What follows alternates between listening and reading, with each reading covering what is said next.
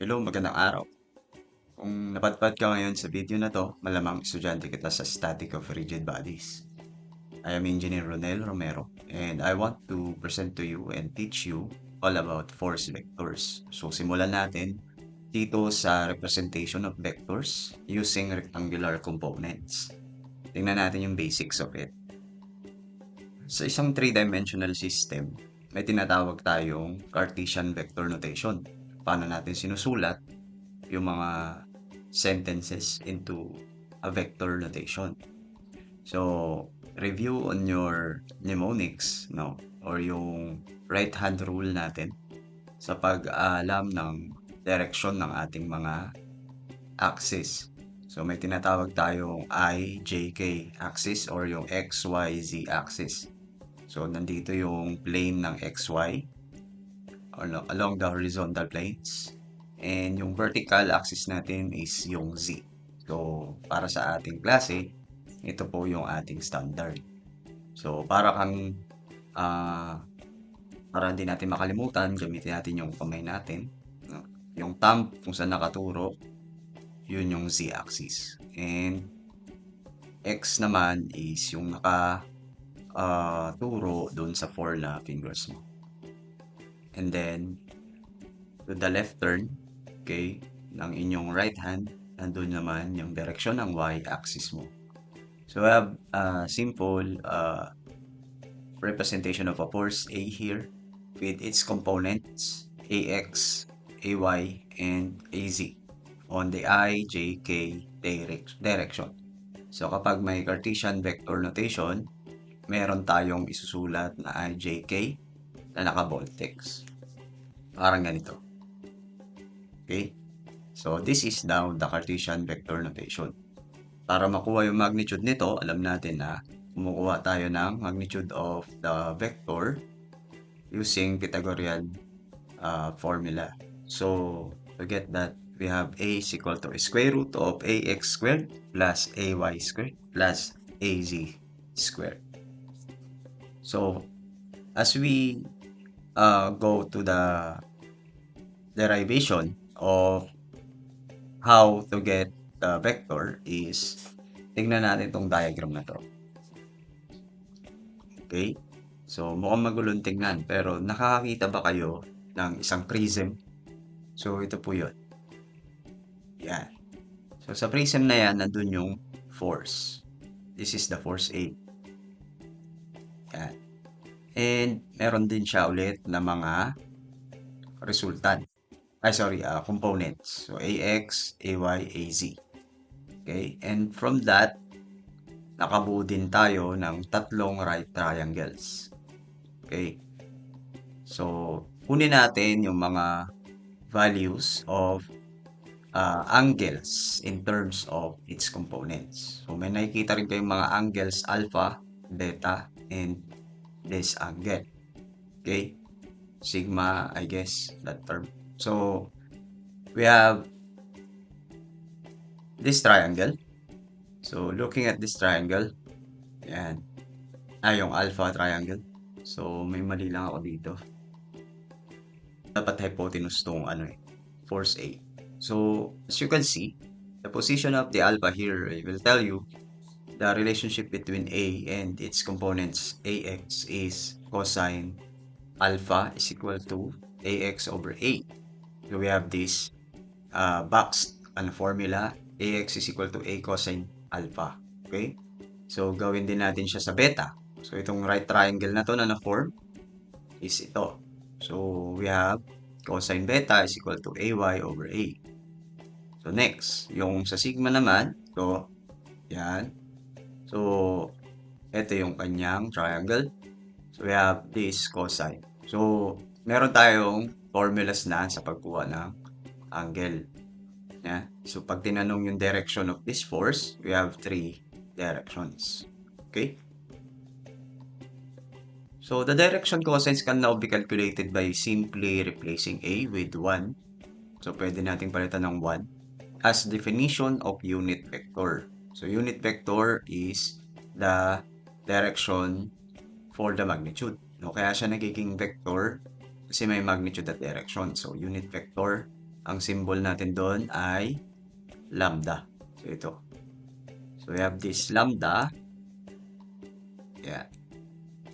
So, the components AX and AY and AZ with lambda X, lambda Y, lambda Z, we get this. So, then, therefore, the magnitude of components AX and AY and AZ can also be expressed at this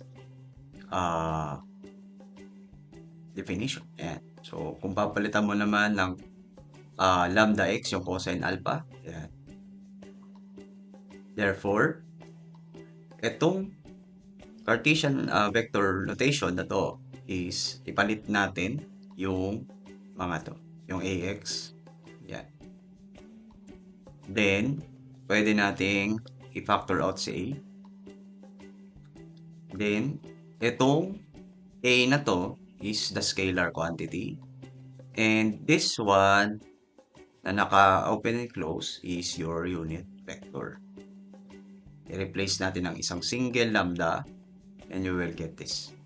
So, it indicates that this is your magnitude and the lambda is your unit vector.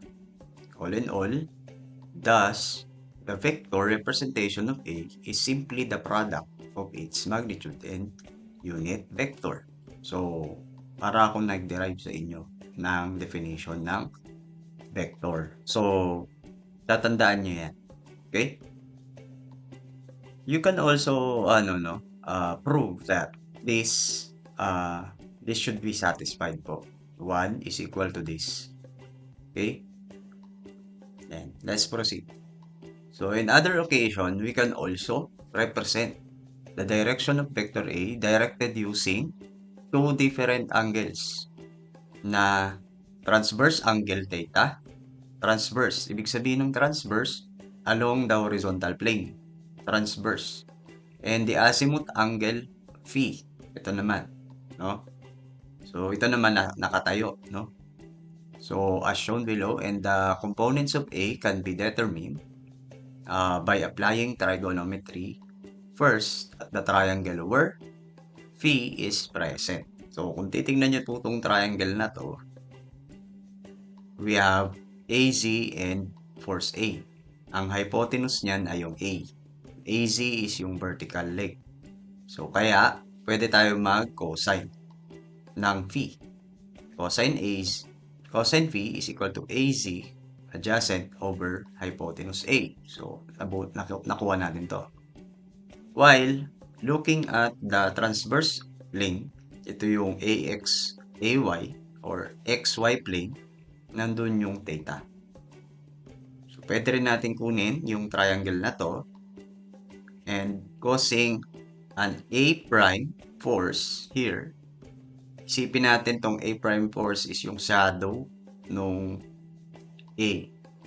So, pagpalagay natin na A prime ang tawag natin sa kanya. So, we have to get AX is cosine theta times A prime.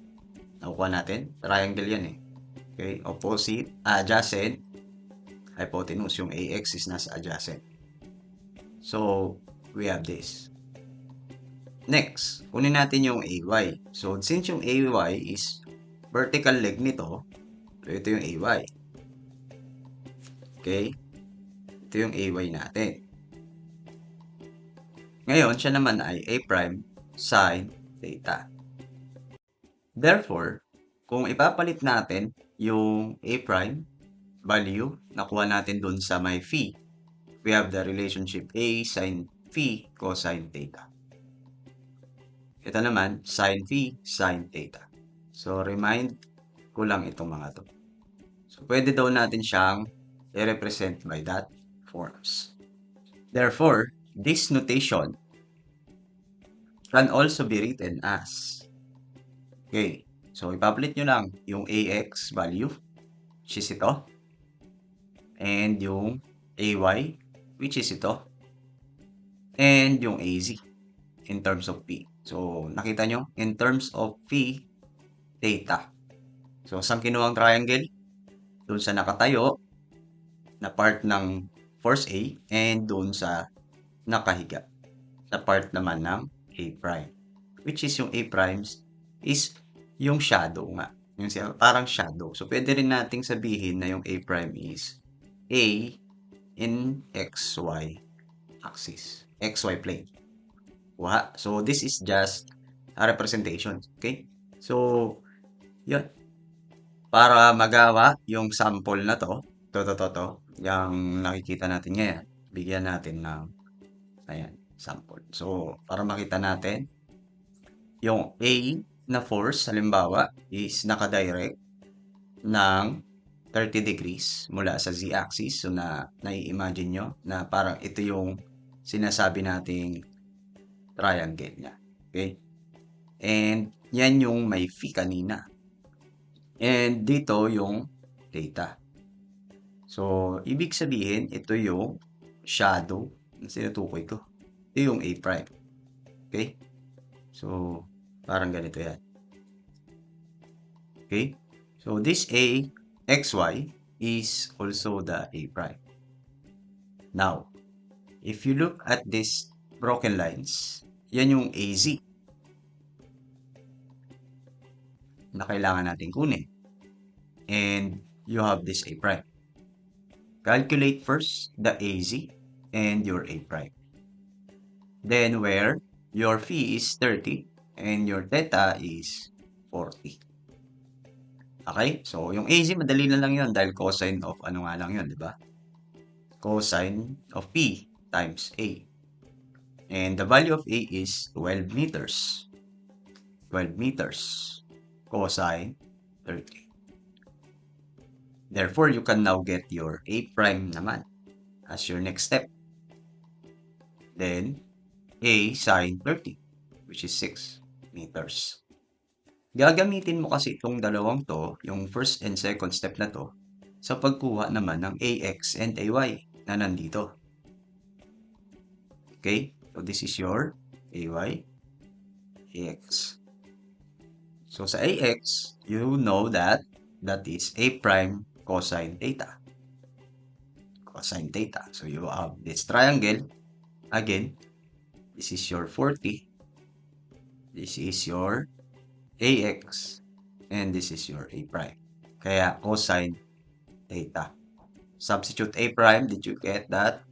6, no? So, cosine 40 and then 4.596.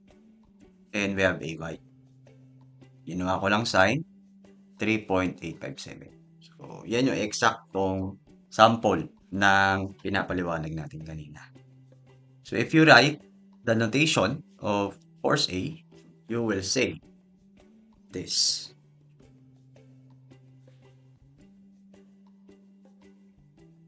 .596 I. So, ito yung sa AX, di ba? 4.596 I. AY. AZ. Yan. So, pwede daw natin gamitin yung style na to. And to get the angles between A and each of its positive, in each of the positive coordinate axes is gamitin na natin yung mga angle kanina. So, AXA, yan, cosine, alpha, beta, and sigma. So, sigma. So, parang ano yun. Kumbaga, ito yung part ng alpha natin, di ba? Ito yung part ng beta natin. At ito yung part ng sigma natin. So, sigma is already there. 30. Yan, walang problema dyan. Ito na lang. Yan. So, may formula naman tayong binigay sa inyo as long as meron na tayong AX, AY, AZ. Okay? So, substitute na lang natin. Ayan na siya. So, we have the 67.5, 71.3, and your 30 degrees. So, yan po yun. So, ito yung nagsilbi mong gamma, yung nagsilbi mong alpha, at nagsilbing beta. Okay. So, yan po yung ating vectors. Tignan po natin sa next part ng video yung iba pang representation. Thank you po. Let's go! Let the music play. It's time to celebrate.